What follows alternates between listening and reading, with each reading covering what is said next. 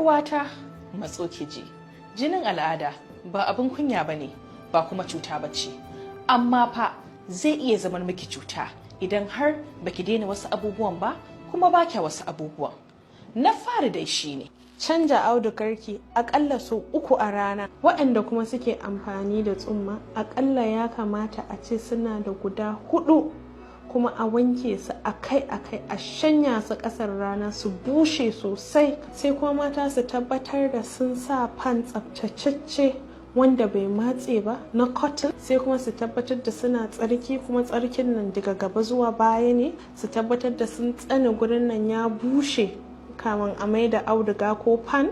Sai kuma wanka, inda hali sau 2 a rana. Sai kuma canja pant kullum, don wasu matan suna amfani da pant guda ɗaya har sai sun gama al'ada. Sai kuma ya zamana mace dai kina aske gabanki. Al'ada baya hana mace yin harkokinta na yau da kullum. Mace dai ta yi kokari ta dinga cin abinci mai gina jiki. Sai waɗanda suke da ciwon ciki su guji kayan zaƙi lokacin al'ada. Mata kuma su guji zira hannu da ruwa can cikin gaba don yakan ja infection. In kuma kin cire auduganki, ki tabbatar kin naɗe shi da kyau kamin ki yadda shi. ki tuna kula da kai lokacin al'ada ba wai tsaftar jiki bane kawai, rungumar kai ne da masu samun ƙwarin gwiwa na ƙashin kai.